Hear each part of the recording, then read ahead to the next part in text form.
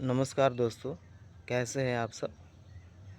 आज हम पढ़ेंगे new awareness social studies class 5 का चैप्टर नंबर 3। तो चलिए आज का वीडियो शुरू करते हैं। चैप्टर नंबर 3 है why does climate very. Why does climate very. जो जलवायु है वो अलग अलग जगहों पे अलग अलग क्यों होती है। वेरी का मतलब होता है अलग अलग, चाहे भिन्न। ठीक है, वार्म अप देखिए। Here are the names of some places in India. Find the type of climate they experience the most. यहाँ पे कुछ इंडिया के शहरों और राज्यों का नाम दिया है। ठीक है, कुछ जगहों का नाम दिया है। इसका क्लाइमेट पता करना है, जलवायु पता करना है कि यहाँ पे कैसा जलवायु है। तो जयपुर क्या है, एक्सट्रीमली यहाँ पे हॉट रहता है, गर्मी रहती है ज़्यादातर।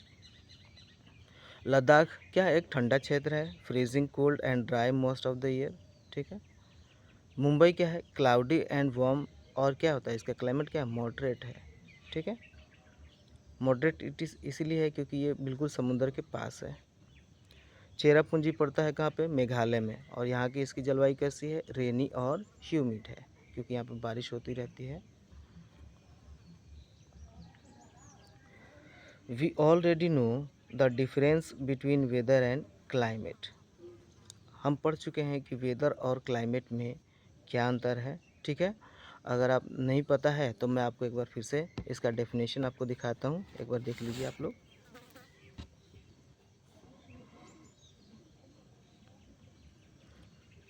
तो ये रहा वेदर। वेदर वेदर मतलब मौसम। Weather describe the current state of our atmosphere in a specific place. मौसम क्या दर्शाता है, करंट स्टेट मतलब वर्तमान स्थिति दर्शाता है, मतलब जलवायु की। इन ए स्पेसिफिक प्लेस, एक खास जगह पे, एक पर्टिकुलर जगह का। It can change from hour to hour. ये जो मौसम है क्या कैसे चेंज होता है, घंटों में ही चेंज होता है, 10 मिनट में भी चेंज हो जाएगा।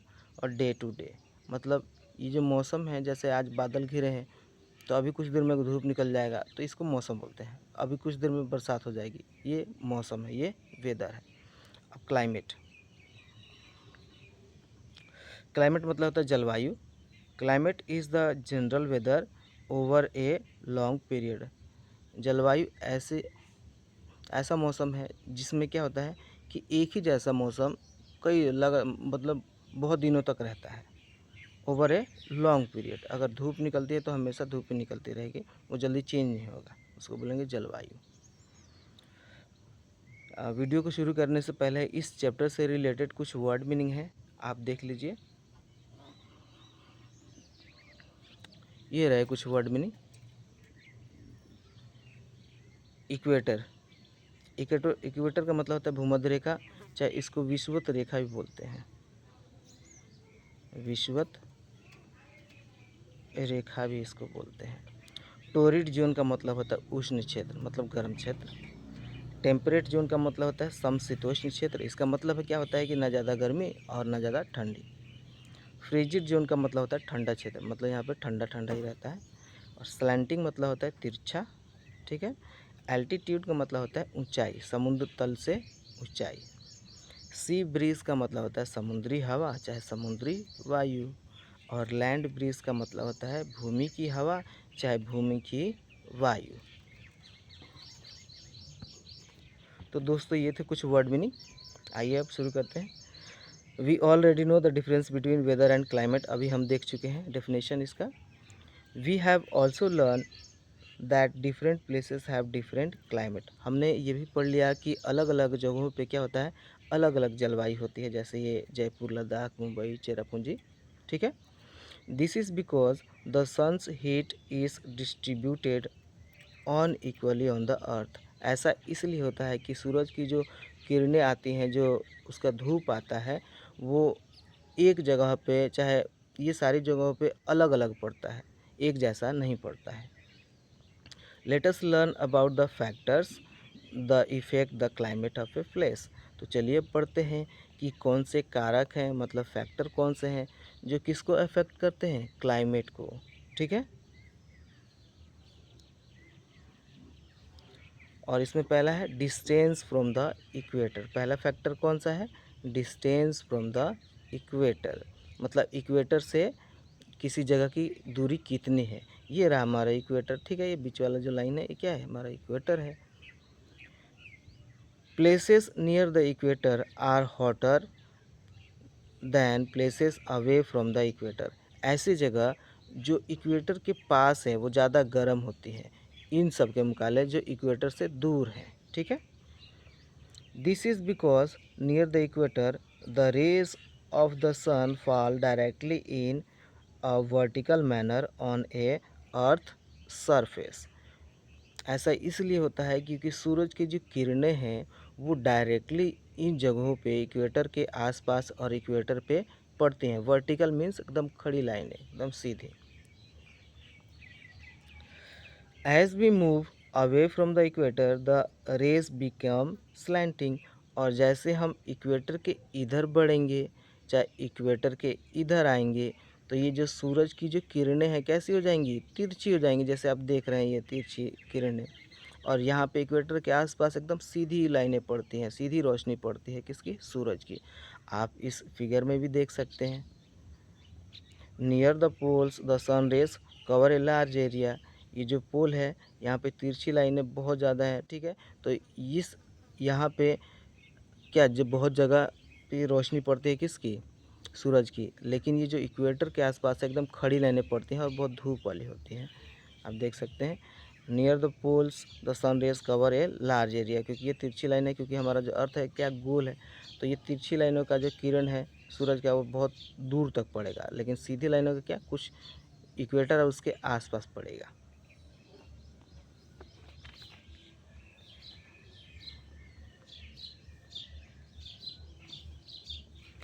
Therefore, places near the poles are relatively colder than the places near the equator। वो ऐसा इसलिए होता है कि जो सूरज की जो रोशनी है वो क्या पड़ती है? तिरछी पड़ती है। इसलिए यहाँ पे पोल्स के आसपास का जगह क्या होता है? कोल्डर होता है, ठीक है। किसके मुकाबले? इक्वेटर के मुकाबले। Based on the distance from the equator, मतलब इक्वेटर से दूरी के अनुसार, ठीक है। The earth is divided into 3 heat zones. पृथ्वी को 3 उष्ण क्षेत्रों में बांटा गया है, गर्म क्षेत्रों में बांटा गया है, ठीक है। The areas between the North Pole and Arctic Circle. The areas between North Pole ये है और आर्कटिक सर्कल ये है। ये दिख रहा है ना आर्कटिक सर्कल, ये आर्कटिक सर्कल है। And the South Pole and the Antarctic Circle, ये साउथ पोल है और ये कौन सा है? एंटार्क्टिक सर्कल है। आर वेरी कोल्ड, और ये एरिया क्या होते हैं? बहुत कोल्ड होते हैं ये और ये, ठीक है। They are known as frigid zone, और इसको क्या बोला जाता है? फ्रिजिड जोन इसको, और इसको ठंडा क्षेत्र।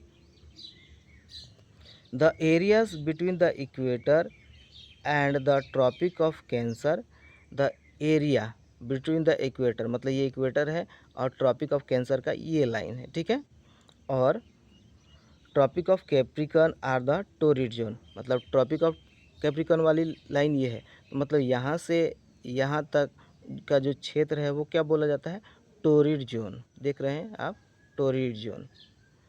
दे रिसीव्स द मैक्सिमम हीट, और यहाँ पे सूरज की रोशनी बहुत ज़्यादा पड़ती है, गर्मी बहुत ज़्यादा होती है।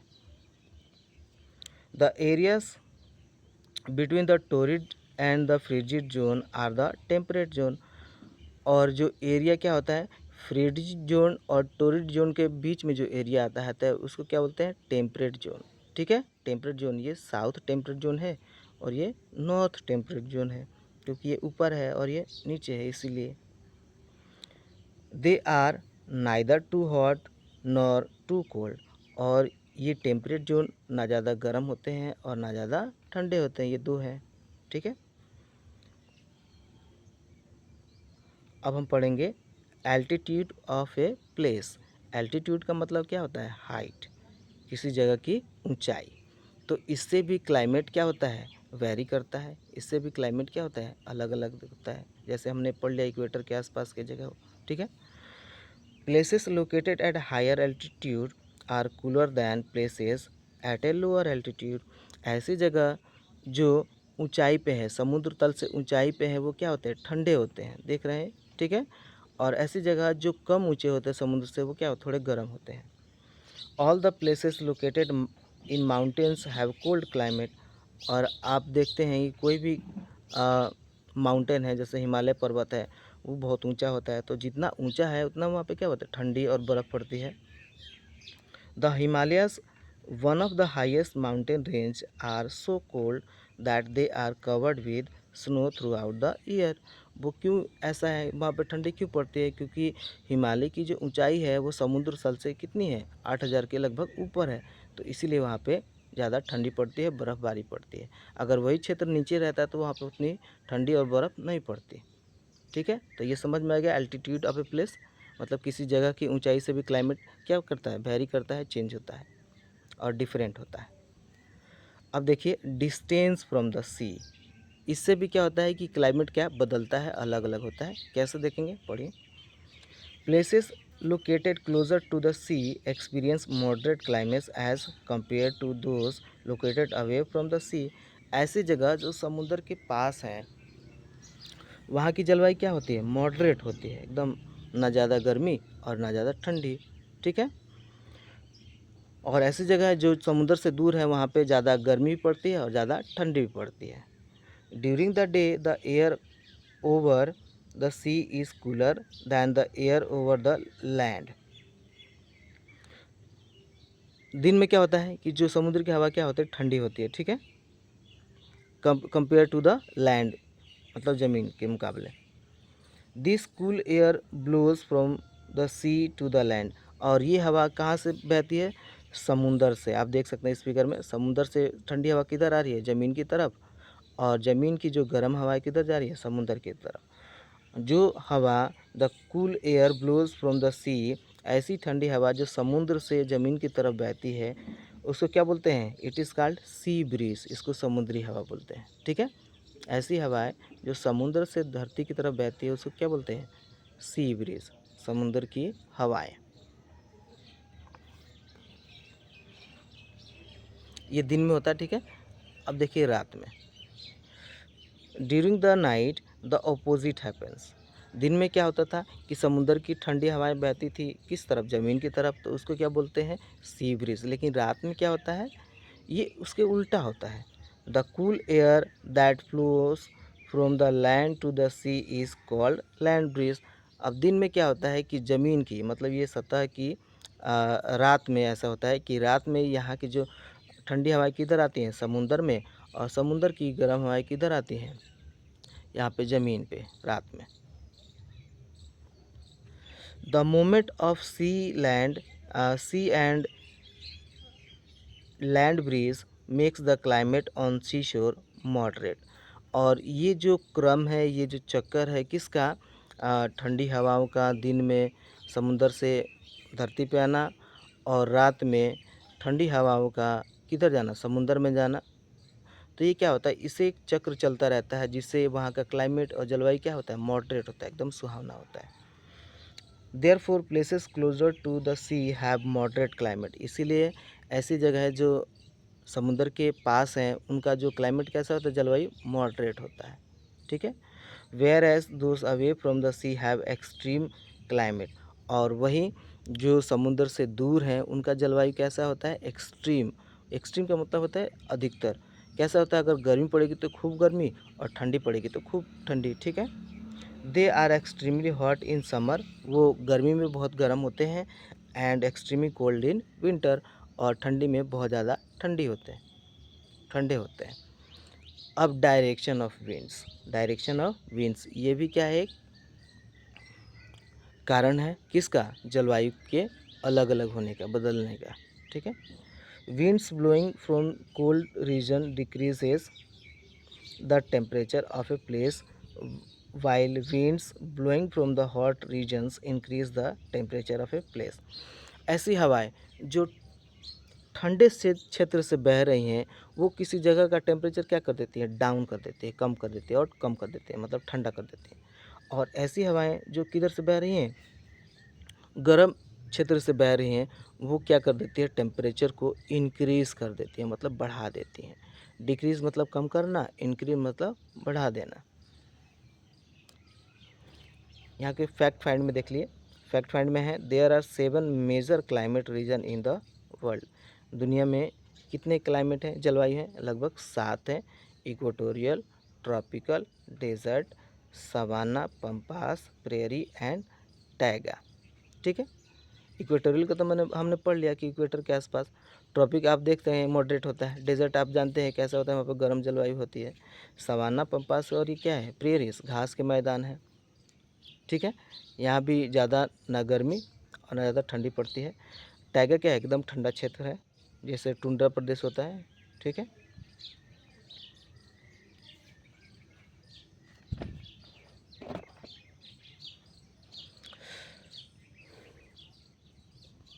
अब हम पढ़ेंगे थिंक। एक क्वेश्चन है, what is the direction of the wind during summer in India. अब आप बताइए कि गर्मी के दिनों में जो हवा की दिशा होती है कैसे होती है भारत में। तो गर्मी के दिनों में ज़्यादातर हवा कैसे चलती है, वेस्ट टू ईस्ट, मतलब पश्चिम से पूरब की तरफ हवाएं चलती हैं। अब ह्यूमिडिटी, ह्यूमिडिटी भी एक कारण है किसका, जलवायु के अलग अलग होने का। तो humidity is the amount of moisture in the air. Humidity का मतलब है कि नमी होना, किस में, पानी, जो हवा है उसमें क्या होना, पानी का कण होना। ठीक है। It depends on the distance of a place from any large water bodies such as the lake, a river और ए सी। और ये डिपेंड करता है कि कोई क्षेत्र है वो समुद्र और किसी वाटर बॉडी से कितनी दूरी पे है। ठीक है। It also depends on the direction of wind, और ये इस पर भी डिपेंड करता है कि हवा किधर से चल रही है। जैसे हमारे देश में अगर बोला जाए तो हवा पूरब से पश्चिम की तरफ चलती है और पश्चिम से पूरब की तरफ चलती है। जो पूरब से पश्चिम की तरफ चलती है हवाएं, उसमें ज़्यादा क्या होता है, ह्यूमिडिटी होता है। और जो पश्चिम से हवाएं चलती है उसमें ज़्यादा ह्यूमिडिटी नहीं होता है। A place closer to any large water body will have more moisture in the air. और ऐसी हवाएं जो समुद्र के आसपास है, चाहे किसी वाटर बॉडीज़ के आसपास है, वहाँ की जो हवाएं चलती हैं उसमें क्या होता है, एयर में मॉइस्चर होता है, नमी होता है, मतलब वाटर के कण होते हैं उसमें, हवा में। And hence a more humid climate, और इसलिए वहाँ पे क्या होता है कि जो जलवायु है वो ह्यूमिड होता है, नमी वाला, आर्द्रता वाला जलवायु होता है। अब हम पढ़ेंगे रेनफॉल। रेनफॉल भी एक कारक है किसका, जलवायु के अलग अलग होने का। Humid air causes rainfall. अब आर्द्रता वाली जो हवा है वो किसका कारण है, रेनफॉल का, बारिश का। वो कैसे होता है, क्योंकि जो ह्यूमिड एयर है उसमें क्या मिक्स होता है वाटर। और जैसे ही धूप सूरज की पड़ेगी तो वो क्या होगा, वाटर एवोपरेट हो जाएगा और किसका रूप ले लेगा, क्लाउड का। और क्लाउड क्या करेगा, बारिश करेगा। इसीलिए जो ह्यूमिड एयर है वो किसका कारण है, कारक है, रेनफॉल का, बारिश का। Places near the equator are hot and humid and receive a lot of rainfall. ऐसी जगह हैं जो इक्वेटर के पास हैं, वह कैसे क्या होता है, वहाँ पर बहुत ज़्यादा गर्मी पड़ती है। ठीक है। और वहाँ पे बरसात भी बहुत ज़्यादा होती है, और वहाँ का क्लाइमेट क्या होता है, ह्यूमिड होता है। ऐसा क्यों होता है, क्योंकि ज़्यादा धूप पड़ेगी। ठीक है। और पानी है तो उसका भाप बनेगा, तो फिर उसका बादल बनेगा, फिर बारिश होगा, फिर धूप पड़ेगी, ऐसा होता है। Places away from the equator receive lesser rainfall. और ऐसी जगह है जो इक्वेटर से दूर है, वहाँ पे क्या, बारिश कम होती है, क्योंकि वहाँ पे धूप कम पड़ता है। और उस वायु में क्या होता है, ह्यूमिडिटी कम होती है। मतलब ह्यूमिडिटी मतलब हवा में पानी के कण कम होते हैं, इसीलिए उसका एवोपरेट नहीं हो पाता है। Rainfall because the air is less humid, क्योंकि एयर क्या है, लेस ह्यूमिड है, उसमें एयर में जो पानी के जो कण है वो बहुत कम है, इसीलिए। डेजर्ट रिसीव वेरी लिटिल और नो रेनफॉल। रेगिस्तान में क्या होता है कि वहाँ पे जो बारिश है वो नामात्र होता है, होता भी होता है, बहुत कम होता है।